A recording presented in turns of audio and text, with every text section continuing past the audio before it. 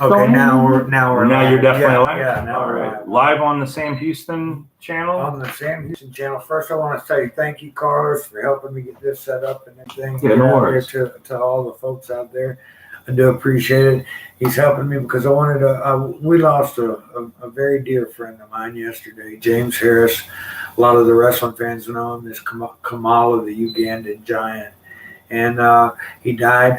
He was suffering from diabetes. He'd lost both legs. But he'd come down with a COVID-19 and he passed yesterday. My deepest condolences for the family. I know they're struggling with arrangements and everything. So my manager, Will Knight, is posting up and he's going to be sharing ways that we can get out there and help Kamala and help the Harris family in their time of need. That being said, I'd like to tell you about the first time I met James Harris, Kamala. A lot of folks don't know, but when I was a little kid, the first time I started setting rings up, my dad was a wrestler and he had the promotion for Mid-South with Bill Watts. So when I come up, I broke into business through putting up the rings when I was 9 years old with my Uncle Luke, my dad's old tag team partner. And that's when I first started setting rings up. Well, as I got to be 14 and 15 years old, I was Bill Watts' ring crew. And one of my duties on every other Friday night was I had to go to the television station, KTBS, after the 10 o'clock news. So after the matches on Friday night, then I'd be at the TV station. When the news was over, I had to work all night long to set up the ring in the TV studio, all the chairs, and 3 sections of bleachers. And it was usually just me and one other person. Right. But, there was a benefit to it, too, because one of the fringe benefits was after you got everything set up, you get to get in the ring and mess around in the ring and try to do stuff, So you're trying to cripple each other after you get the work done. Or anyway, then we would film on Saturday mornings, and on Saturday afternoons, I would have to tear the ring and everything down to get it ready for the evening news on Saturday evening.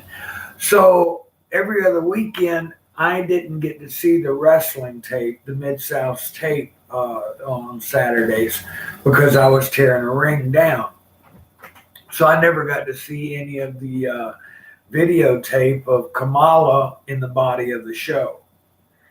Well, I was about 15, 16 years old, and he was coming into the territory.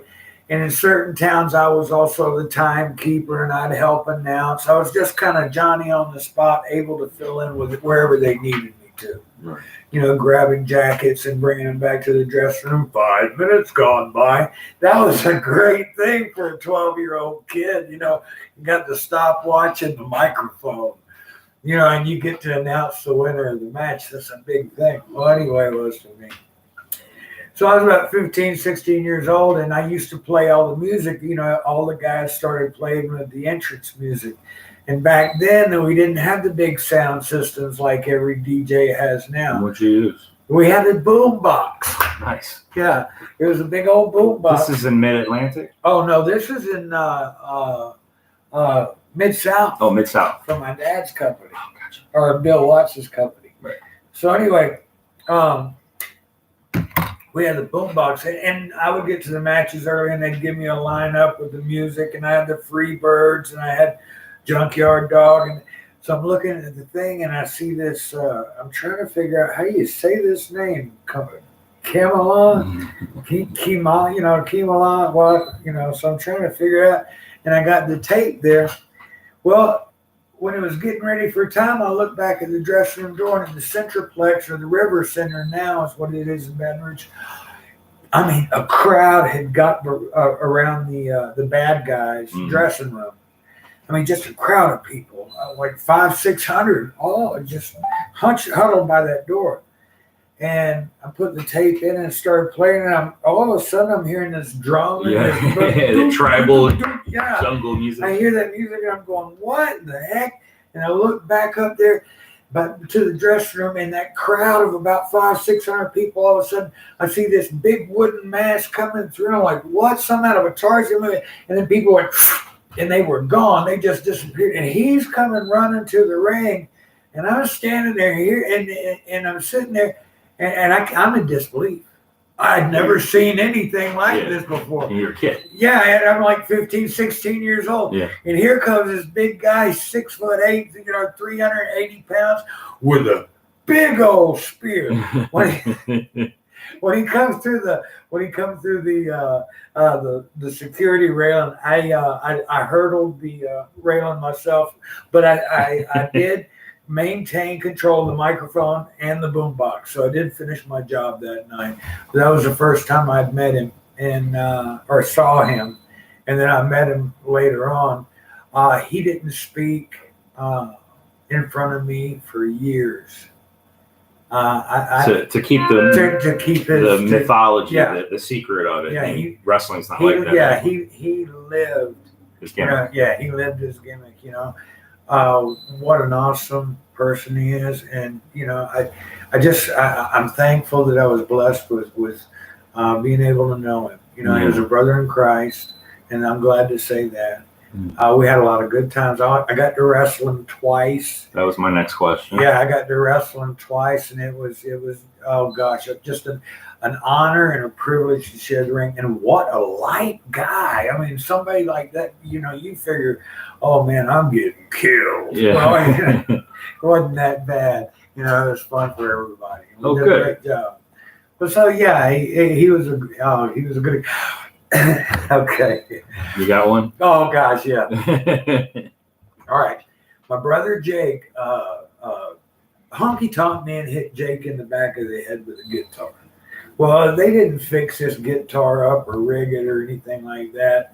Anyway, when Honky Tonk Man crunched Jake's head with that thing, I blew out the disc in Jake's neck. So Jake had to get his neck fused together and the whole 9 yards. Well, Hogan he wasn't going to be able to wrestle. Mm-hmm. So Hogan was on vacation. So Vince made Hogan cut his vacation short and take Jake's place. But Vince also figured people had paid to see the snake. Yeah. So he made Jake go to the events too, even though Hogan, the guy on top, is taking his place. Mm. So he made Jake go to the events too. So we're in Washington, D.C., and Jake was supposed to wrestle Kamala. So now it's Hogan versus Kamala. Oh my God. Okay, Jake has been hurt, so anyway, the match is going on, Hogan and Kamala, and you can just imagine the chaos. So anyway, they peel out to the floor, and now they're fighting on the floor. Well, Jake's just had this neck surgery, so he figures the safest place for him to go is in the ring. While they're outside. Outside. Right. Yeah, right. So he rolls in the ring. So he's in the ring. Well, Kimchi, Kamala's little masked buddy over there. Man. So they're getting ready to go home and everything. So Jake's supposed to grab the snake and throw it on Kimchi and everything. And he's supposed to take off running. Well, Jake went over there, and then, Jake's got a sense of humor too. Very dark sense of humor, I heard. So he untied the snake bag, pulled the snake out, and he's walking over to Kimchi to dump the snake on, and he stops. And he looks over there and he saw James. He saw Kamala and Hogan. And he goes over there and he drops the snake on top of Kamala. You didn't hear ooga booga. You didn't hear walla walla. You didn't hear nothing like that. It was, somebody get this MF off of me. Now, at 6'8", 200 or 380 pounds, that man took off from a dead run, and he run completely out of that stadium in D.C. and did not quit running until he got in the parking lot. And he's out there with his little skirt. Yeah, right. All painted up stars and moons and stuff. We figured out what would make him drop his character. Yeah, would be a big ass snake on his neck. Yeah, but he was a great guy. My deepest condolences for the family.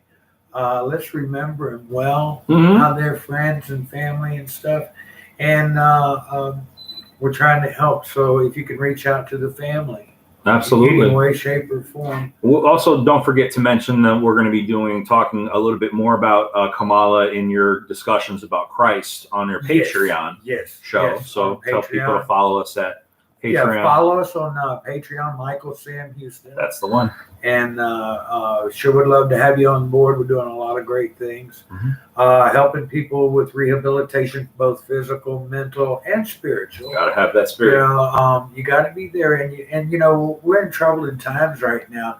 A lot of people aren't sure of this. I know one thing: as long as I keep my faith in Him, you know, I'm going to see. I'm going to live His will. You know, just give it all to Him. You know, I was going to tell you, I'm glad because we don't get to talk enough. Right. Busy. But anyway, I was going to tell you, I was going to send you this link this morning, but an asteroid's supposed to hit today, and then there's another one supposed to hit tomorrow. So if I don't see you before, I hope to see you in heaven. Very good. And for you too. If I don't see you before, I hope I'll see you all in heaven, man. God bless, and I love you all. How's that? That was pretty really cool. great.